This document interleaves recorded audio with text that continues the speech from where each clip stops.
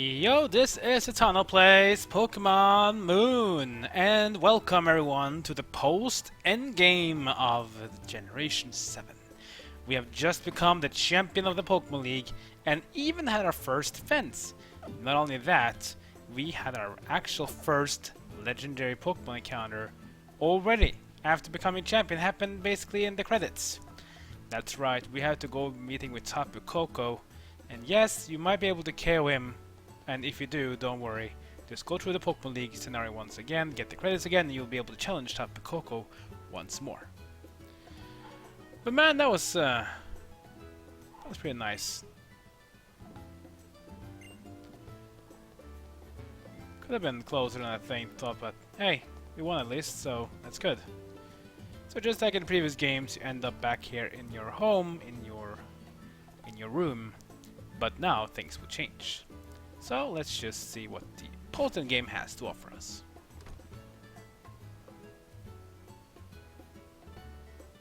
Looks like you slept well, Satano. It's how? Alola! The salty breeze sang to me and brought me here to you.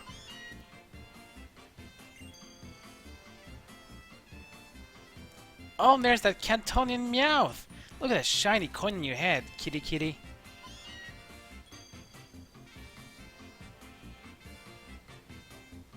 I finally got my Gramps to go all out and be serious in that battle against me.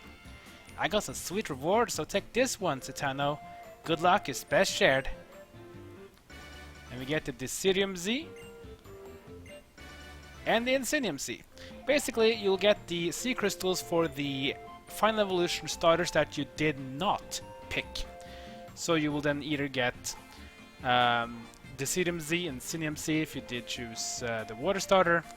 If you chose the Water starter, then, the Grass starter, you'll get the Insinium Z and the Primarium Z. If you do choose the Grass starter, you get the Insinium Z and the Primarium Z. So, in other words, you get the Sea Crystals of the final evolution of the two starters you did not choose. Now we can power up too, Citano. That's so nice of you, Hao. Thank you. Nah, no problem, Auntie. Say, is Kanto like really far away? I don't know how far it is. I think it's far away since you gotta take a long boat trip. I think it's pretty far. Well, it's true there's not the next island or anything, but it's still close enough to visit whenever you want to. Alright then, and it's decided. I'm gonna get stronger and stronger, and I'm gonna travel to the world with my Pokemon. I'm gonna go find Lily and my dad too. Your father?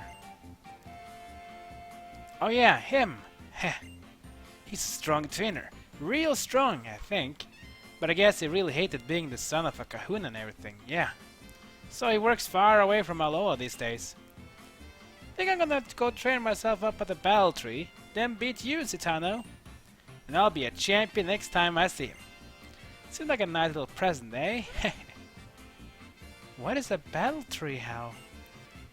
Oh, it's the thing way deep on Pony Island. Anybody who passes the island challenge, or is strong enough to anyway, can battle it out with their Pokemon, or so they say. Citano, let's have the best ever battle at that Pokemon League sometime. No backing out. Maybe. Mesmerizing as always. That's right. Now that you're the current champion, everyone's gonna go want to challenge you. You said it, Meowth. So the battle tree is basically like the battle frontier, the battle mason, the battle, basically the place where you can go battle with competitive Pokemon. You get no XP, there's fixed levels and everything, so maybe don't be like the coolest thing for everyone, but it's cool enough, I guess. But it's probably not for everyone to do, so do it with care, should we say. Man, Salamence, I wanna put you on front, because now we finally got you evolved, and now we finally get to use you, not just sit there and take XP all the time. Now you're gonna be the one having to crunch a bit as well. Okay, so I guess we should go visit the Battle Tree then. Who's that? Hey, you! You You are the one they call Satano? I am. A certain interested party sent me here to give you this. Enigmatic Card. What's that? You should have a look at what it says. But take care where you read it. No one else is to know of my visitor that card. Top secret, eh? Well, guess we'll just take a look then. Let's see, where is the Enigmatic Card? There it is. A mysterious card. Written on is a request for you to go to a guest room in Akala Motel on Route 8. The Akala Motel on Route 8. Sure. Yes. So let's see, we need to head over to Akala Island, Route 8. Is that top here? Yeah. That's the one there we had the grass trial, I think. The lush jungle. Okay, let's see what it has to say. Yeah, you can see now on the map now there's no like sign of where to go anymore, because in the post-end game you kind of like you can do whatever you want. There's no story-based place to go anymore, so you don't need to go here, you can go somewhere else. It's sort of up to you.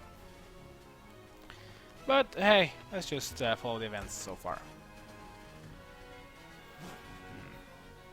I don't think it's here. Should be maybe this one?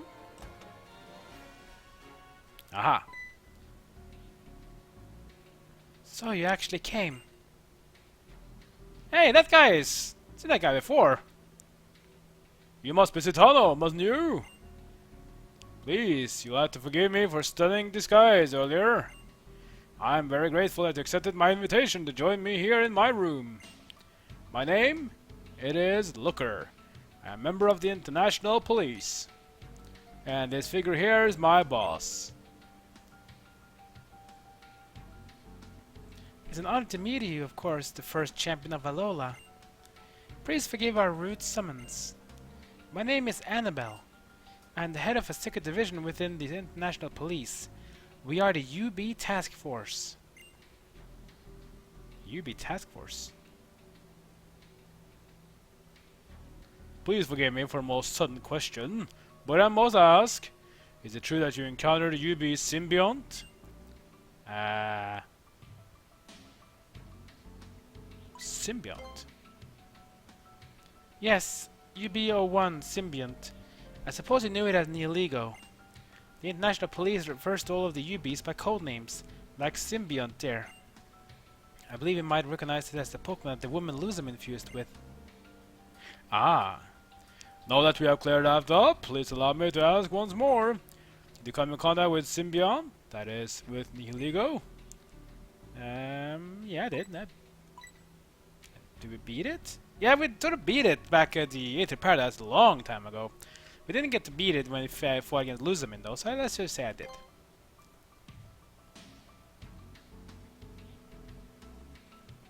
Just as we had thought. That seems to sell things, Chief. Listen, everything that we are about to share with you is highly classified information. We must ask that you keep all that you learn here to yourself. The incident that Miss Luzamin caused, Symbiont wasn't the only UB to appear from the Ultra Wormhole that was temporarily open at the time. We have confirmed the presence of another Symbiont, other than the one you encountered, and we have received reports of sightings of several other types of UBs. UBs are dangerous beings whose powers exceed the boundaries and logic of our world, and they were dropped rudely in this world by against their own will. We can only expect that they will be extremely wary and combative. And so we have been asked with 3 duties. The first is to investigate the ecology of these unidentified UBs. The second is to look out for UBs and protect the people from any harm. And the third is to either protect the UBs or destroy them. If the UBs are destructive beings that will seek some sort of revenge upon our world, then the order from above is to erase them completely. But neither myself nor Looker would like to see that happen. Even if the UBs they are living creatures, we would like to protect them and save them. But protecting the UBs, It would seem the amount of catching them, and that is a more difficult task than simply destroying them will be. We don't currently have the battle necessary to achieve such a goal. And so we finally arrive at the point. Let us dispense with any pretense. We wish for you, the champion of Alola, to lend us your assistance. Satano, we want you to join our team. Please give your aid to the UB task force. So UB stands for Ultra Beast, and basically they want us to help Ultra Beast, I guess, from doing any harm. Well, we should say yes, of course. You accept? Thank you very much. So that means, Chief? I know, Mr. Looker. It's only formality, but I still must test it to ensure that you can handle this job. Tana, may I ask you to join me in a battle? I'll wait for you until you're ready. Do whatever preparation you need and then speak with me.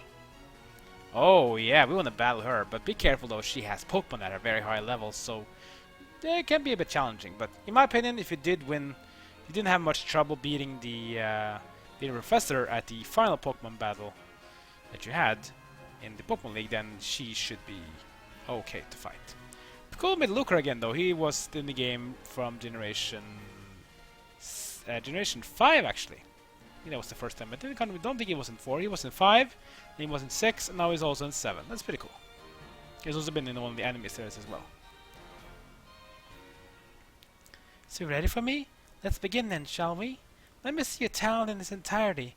No need to hold back. Let's go. So this is Anabel, the leader of the UB Task Force. Pokemon Trainer, just this one. She has 5 Pokemon and they are very high level. They are all level 61. The first one will be Alakazam. So that level 61 is pretty high level, but in my opinion, again, if you did manage to have no problems against the Professor, you should be able to take them on. But they are high level, 61 is very high. So for Alakazam, I took out Salamence first because of the crunch. Salamence has high attack power and it should be able to withstand at least one attack from Alakazam. And Alakazam also has very low defense, so a high hitting crunch should take a lot of HP down. Let's see. Alakazam will go quicker, his psychic, his stab bonus. That's gonna hurt. Wow. Crunch. One hit KO. As I said, Alakazam's defense is so bad that even a non-stab bonus move from a very high physical unit like Salamence can take it down. Good start.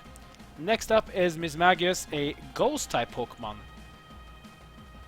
So we probably should use Lunala then and use Ghost versus Ghost, but be careful because Lunala has a 4-time weakness to its own type. Lunala can have a lot of problems against it.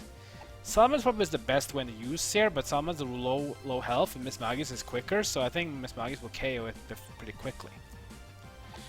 Primarina is also weak to Ghost as a fairy type. Hariyama can't even hit it. So let's use Toucannon then. Because Toucannon is high physical and most Ghost types have low defense. So let's use Toucannon and its very hard hitting beak power. Here it comes. Mismagius, the evolved form of Misdreavus. This is a Generation 4 Pokemon, even though Misdreavus was introduced in Generation 2. Let's go with Beak Blast. Heating up the beak. What will Mismagius do? Use Thunderbolt! Oh boy! Super effective move. Here comes Beak Blast. Good damage, but not enough, unfortunately. I think I'll get KO'd now if I do anything else, so using a move now is just gonna be a waste of time. I don't have any hyper potions. Okay, max potion we use then. Let's just get Salamence up and running again. I'm not sure if she'll heal as well. No, she won't. Yeah, we'll not need to fight her with Toucannon because Toucannon won't be able to outspeed her anyways. Let's get in Salamence again and just do the crunch to finish off the Mismagius, and then we have one less Pokemon to fight. Let's go with crunch. Mismagius will go faster with Dazzling Gleam. Oh no, bad. Ooh, that was close. Dazzling Gleam, a very powerful fairy attack, and dragons hate fairies. Crunch does the job though, and Mismagius goes down. Salamence takes down the second Pokemon of her team, level 51. It's catching up very nicely. It's almost at par with the others one now. Pre-minus 56, very good. Next up will be Salamence. Oh boy. Well, no need to do best summon for Salamence. Let's bring out our fairy Pokemon. That one should do well here. Also remember that fairy types are immune to dragon types, so if it tries to Dragon Rage or something on you, just look at it and it will do nothing. So let's bring in Primarina and let's go with the Moonblast. Thunderfang will miss. Good for us. Here comes Moonblast on Salamence. Will it be enough though? Ooh, good damage. But I think the level difference is making it so we can't one-shot it. Thunderfang will hit this time. He strikes. High damage, but not enough. Here comes the Moonblast on Salamence, and it's going to go down. So that's 3 down. We have 2 more to go. But so far, so good. Next one will be Snorlax. Oh boy. Now we're going to fight up against a real tanky of a Pokemon. We can do this in multiple ways. We can either go with the heavy fighting or just control fighting. Magnezone might actually be a very good choice here because Snorlax has a normal type, and even though he has some movesets which can be very dangerous, if you use a normal move like a Body Slam, it won't do much damage to Magnezone, who is Steel type. Plus we can put up a paralyzing effect so it didn't even tries to do anything on us, we can just make it paralyzed. Here comes Thunder Wave onto the Snorlax. Might not be able to even attack. And he can't. So Z paralyzing is so powerful. I don't understand why they made it so that it will last forever. But hey, that's just how they rule, I guess. Discharge Flash Cannon, kind of saying what you want to do. Let's go with Discharge. Here comes Discharge onto Snorlax. Damage going to be low because Snorlax is very tanky. Here comes the Yawn, which means I'll fall asleep next turn unless I do something about it. Which I can do it, so let's just go with Flash Cannon and see if that one does better damage than the Discharge. About the same. Snorlax is paralyzed, is not able to move, and we're going to fall asleep. Now what we can do now though, if we want to take this a bit quicker, is to switch Pokemon and bring in Hariyama. Because Hariyama is a fighting type, and Hariyama is also very tanky, so even if Snorlax do be able to get some hits on, I think Hariyama should be able to survive. And it's also quicker because Snorlax is paralyzed and is very slow from before. Snorlax will use Crunch. Good choice because Hariyama as a fighting type is very resistant to Dark. And now let's just go close combat, just all out pummeling. Whoa, wow, Snorlax goes down. Nice hit there from Hariyama, taking it down. One more Pokemon to go as Magnezone 56. And the last one's gonna be Weavile. Ah, of course we're not gonna switch. Because Weavile, Dark and Ice dual type, 4-time weakness to fighting. If Hariyama survives this now, even with plus -2 in defense, we should be able to take this one quickly. Let's use close combat again. We will Brick Break. Wow, that's a lot of damage. But we do survive it. Our close combat will be a 1-hit KO because the 4-time weakness, not even the high level difference can make that change. And Hariyama takes it off. Goes to level 54. Plus 5 HP, that's so much. Once you're in Heavy Slam. So Heavy Slam is a very powerful steel type move. It even does more damage the more you outweigh the target. So let's say you use Heavy Slam on a Weavile. It'll actually do a lot of damage because Hariyama is a very heavy Pokemon. If you use it against a non-heavy Pokemon though, it's not going to be that good. I still think it's useful though. Belly Drum, I like it, but I think Belly Drum is not that good for PvE or well, story progression. PvP can be very useful though, but I'm just gonna skip it and go Heavy Slam, so I have more diversity in my attacks. And we win. Indeed! 26,000 Pokédollars. Thank you. I believe the testing is complete. I see no problem at all with your skills, but I would have to praise you for them. I hope that we'll do fine work together. So now you're a member of our team, young Citano. You are most welcome. Then there is no time to be wasting. Let us begin your first job. The Chief and I will set out to gather more information about the UBs.